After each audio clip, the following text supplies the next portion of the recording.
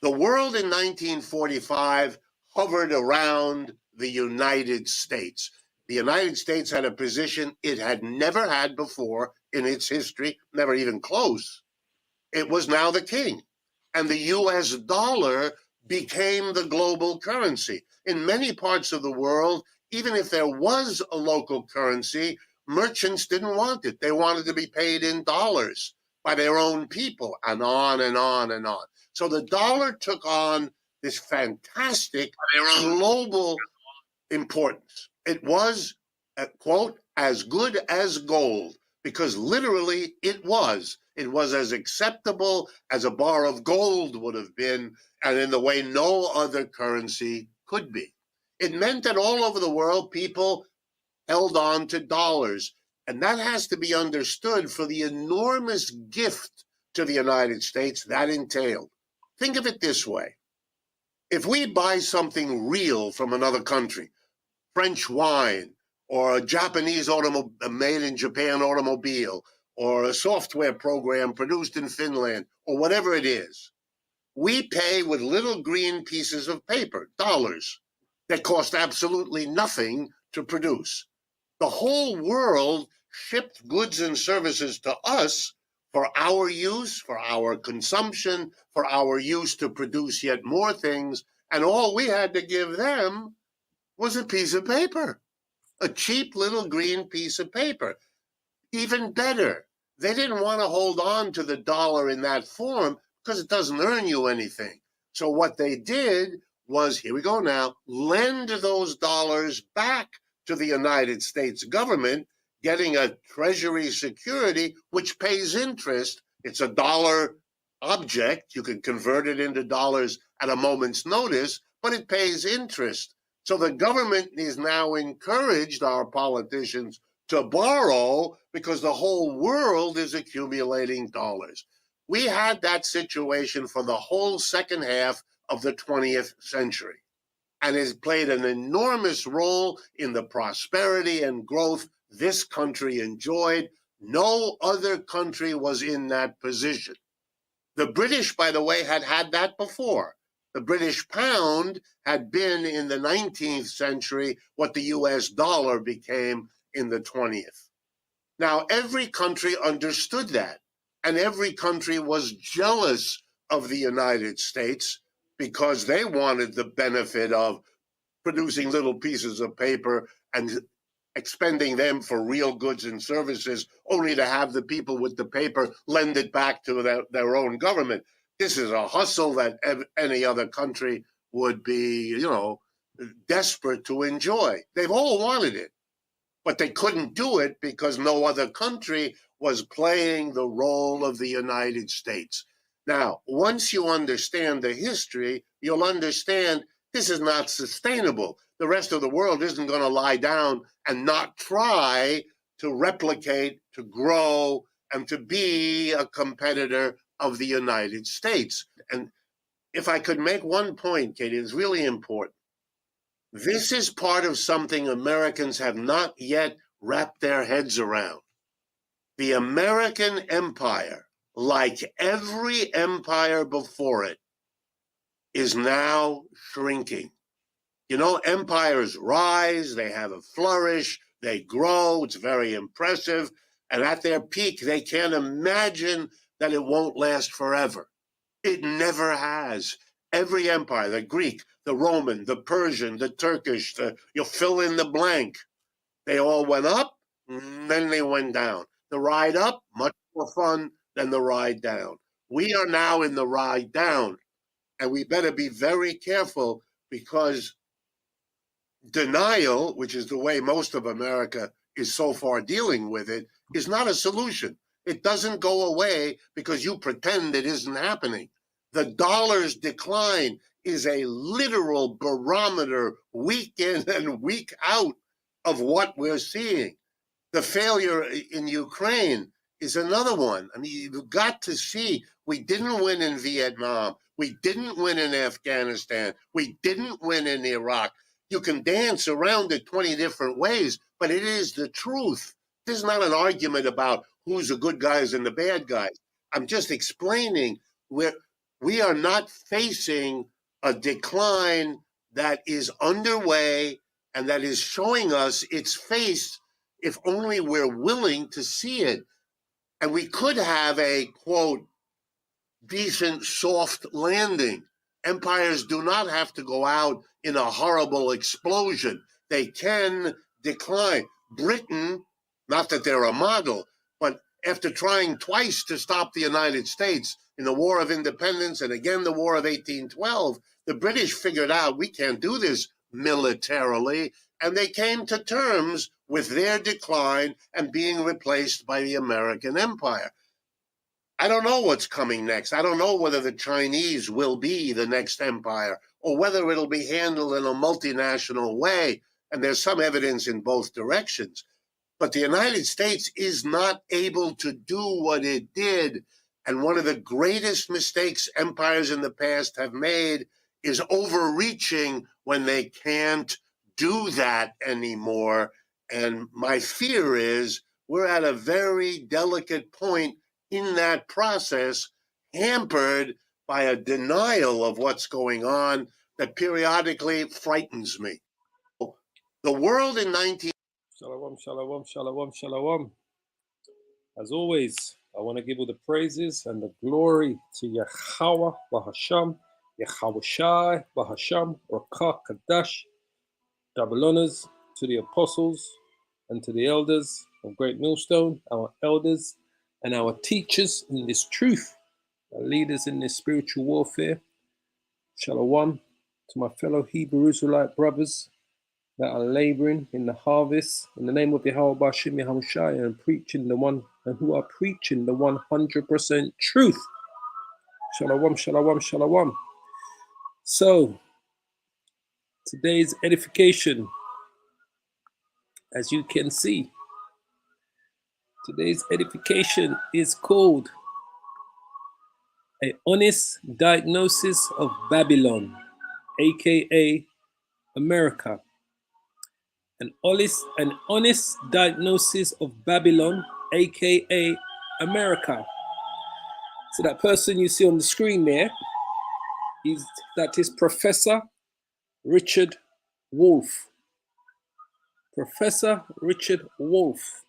Now this man, for years, this man has been talking a lot of sense when it comes to the American dollar and the demise of America. Now we know this to be true through Bible prophecy. But Professor Richard Wolff has always looked at what America's been doing in the world for the last 20, 30, 40 years and up to today. And he understands the decline of the United States of America. Now, what did he say? He mentioned a few things in his statement. We're just going to speak on some of them, right? He said the dollar, the green piece dollar, is just a piece of paper, right? He said it's a hustle. And he says printing the paper dollars is a hustle that the rest of the world had cotton onto. So they all started to do the same thing. They started to be part of the hustle, except because the dollar was the world reserve currency, America was able to do the best hustle out of the idea of printing money. All right? So it didn't work as well for other countries as it did for America because they are the world reserve currency. He also said that the countries have totally woken up to this hustle, that they stopped depending on the US dollar and they're starting to use their own currencies to trade with one another because they realize that America, Babylon the Great, has weaponized the US dollar. And what's happening in Russia and what's happened to Russia has literally terrified these other countries from continuing depending on the US dollar because America has weaponized its use of the US dollar. So Russia had over 600 billion US dollars in central banks around the world, which it was using as part of the payment in the SWIFT system. And what did America do? They froze that money.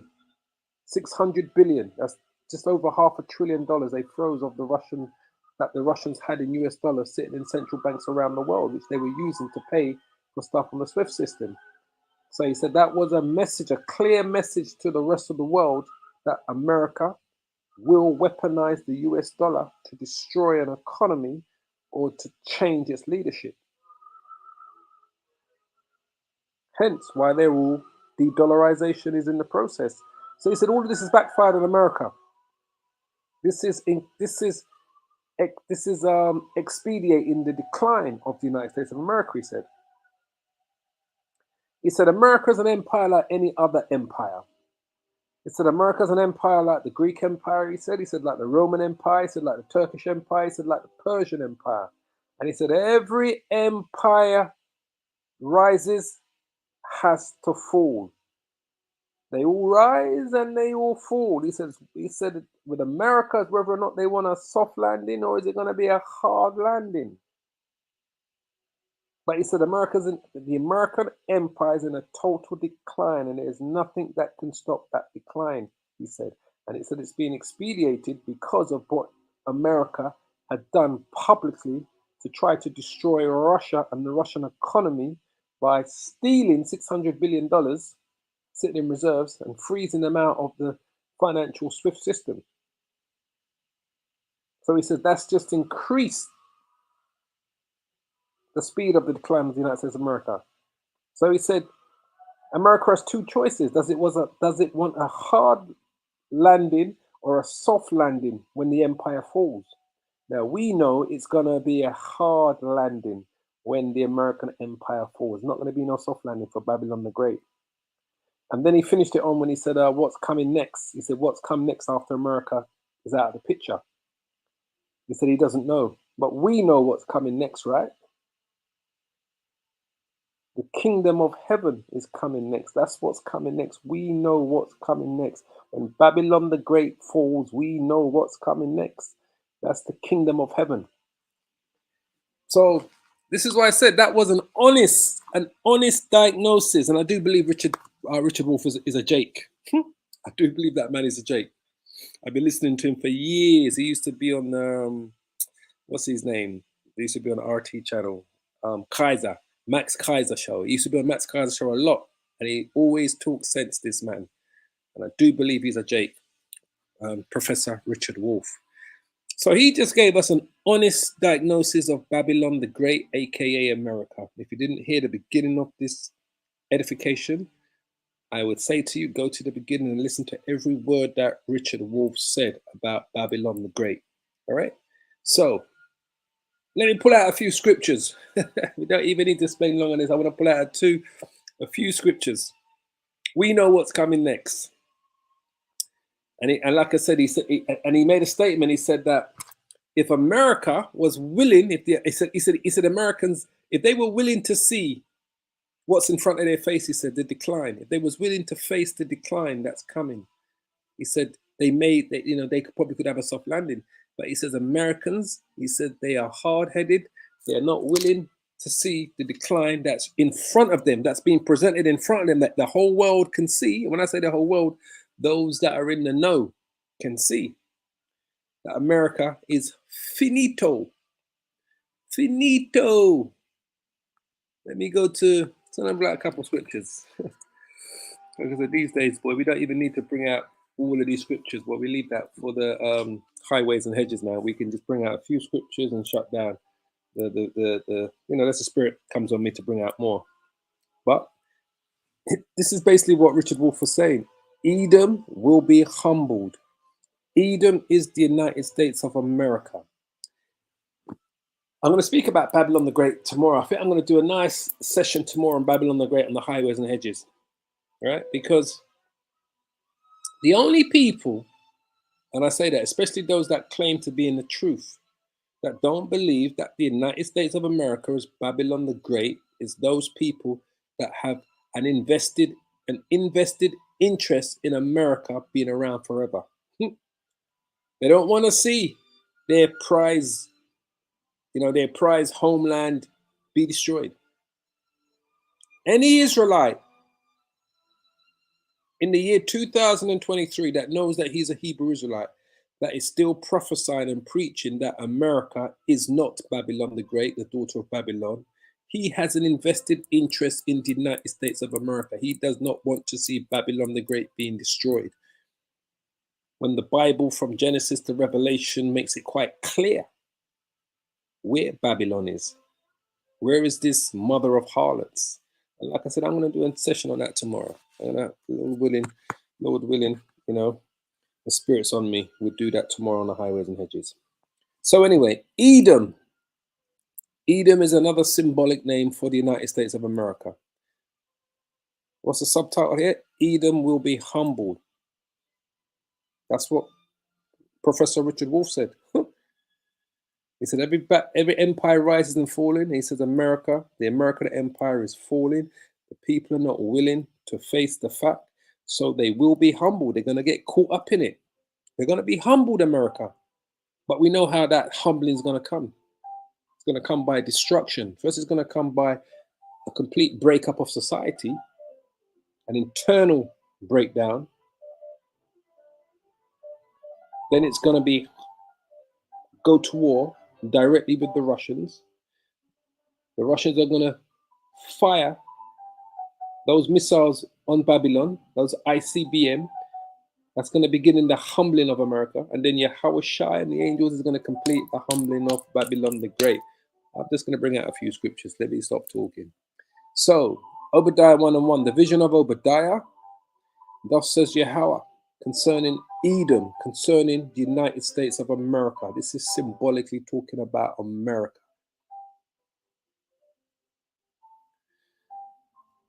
The Edomites' HQ military stronghold is America. Their financial stronghold is the city of London. Their spiritual stronghold for Edom is the Vatican. It says, we have heard a rumor from Yahweh, and an ambassador sent amongst the heathens. Arise ye and let us rise up against her in the battle. Behold, I have made thee small amongst the heathen, thou art greatly despised. What did he say? Richard Wolff said that all of these other nations have cottoned on to the hustle. He said it's a hustle. The printing of these greenback dollars is a hustle. And they try to be part of the hustle, and they realize that they can't sustain it because America is the world reserve currency. But they know the whole system is a hustle. The idea of printing, whether it's dollars, pounds, or euros, it's a hustle. But America has the biggest hustle in it because everyone is using it on the international markets, right? So he said they've woken up to the hustle, completely woken up to the hustle because of what America has done to the Russians by stealing their dollar reserves in the central banks around the world. He said the de-dollarization has gone into overdrive. So the Lord has made them small amongst the heathen and greatly despised. They are greatly despised. Everyone's saying, stop using the dollar, stop using the dollar. They said they're only going to use it if we have to buy stuff directly from America. But what does America sell? America doesn't really sell anything but social media, Facebook, iPhones, iPads. What does America sell? What does America export? What does people really want from America? When you think about it. It says the pride, and that's what Richard Wolff said. He says because of their pride, they're not willing to face. He said they're not willing to see the decline of the American empire, the American people. That's the pride of their heart. The pride of thine heart has deceived thee, America. Thou that dwellest in the clefts of the rocks, whose habitation is high. Skyscraper city, right? Where did the first skyscraper was built? It was in Chicago, right?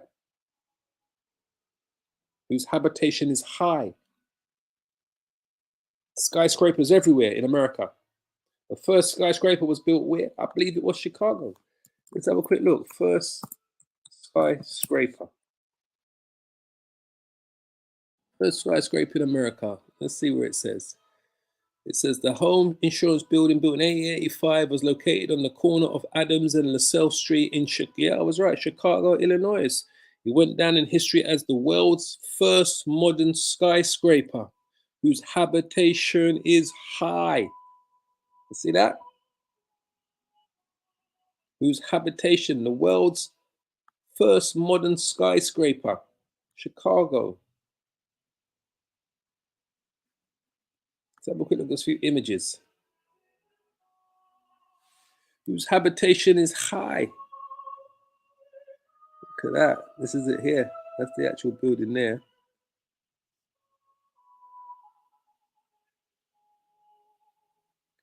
whose habitation is high. Hope you can see that. That's Babylon. All right. The pride of thine heart has deceived thee, thou that dwellest in the clefts of the rock, whose habitation is high, that says in his heart, who shall bring me down to the ground? He said it's right in front of their eyes, but they can't see the decline. Though thou exalt thyself as the eagle, that's the emblem. That's the national bird for America. That's the emblem. That's the national emblem. Goes all the way back to the Roman Empire, because America is the reincarnation of the Roman Empire.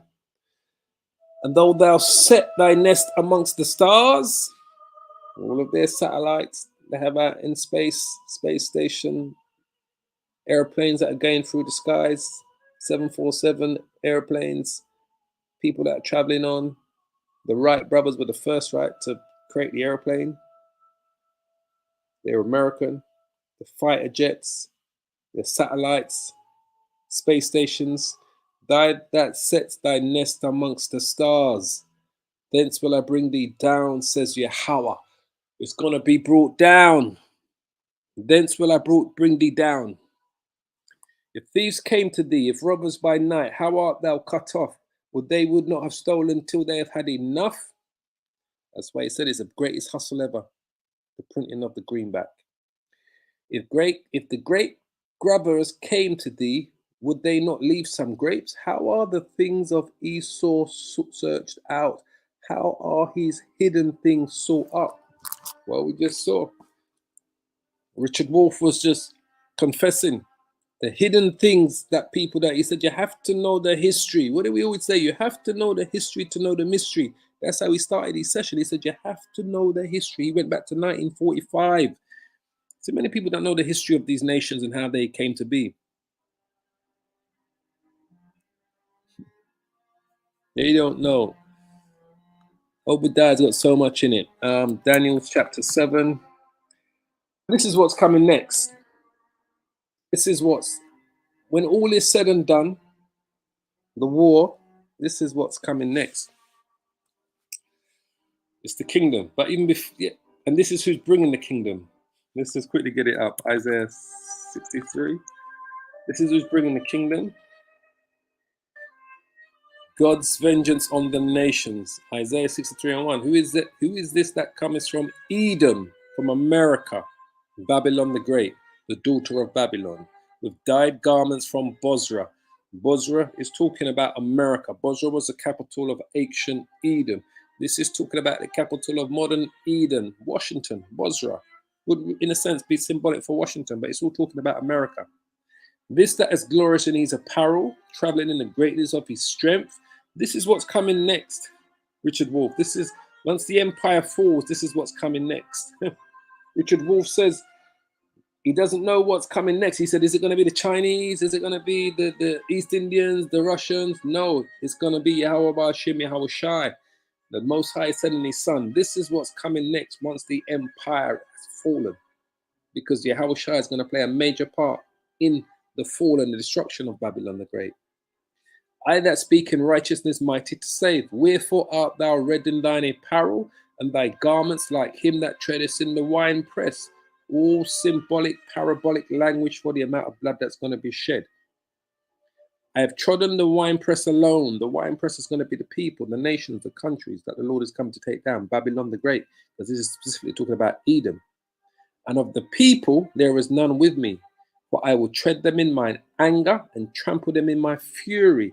And their what? And their blood shall be sprinkled upon my garments. Parabolic language, not literally on his garments, but that's the amount of blood that's going to be shed when Yahweh Shai comes to take down Babylon the Great and the other nations. And I will stain all my remnant, for the day of vengeance is in mine heart, and the year of my redeemed is come. Well, praise it to Yahweh Ba'ashim Yahweh Shai. Well, praise it to Yahweh Ba'ashim Yahweh Shai. So we're going to finish here in Daniel. I wasn't going to spend long on this. I want to go to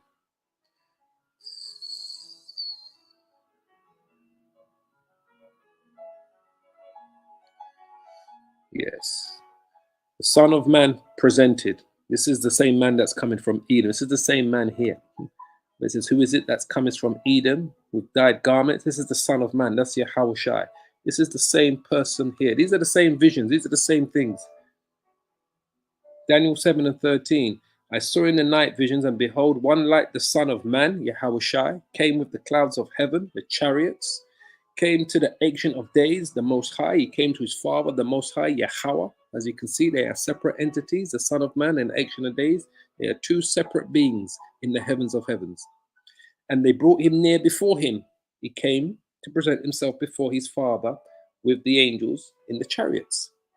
And there was given him dominion, and all people, nations, and languages should serve him. This is what's coming next.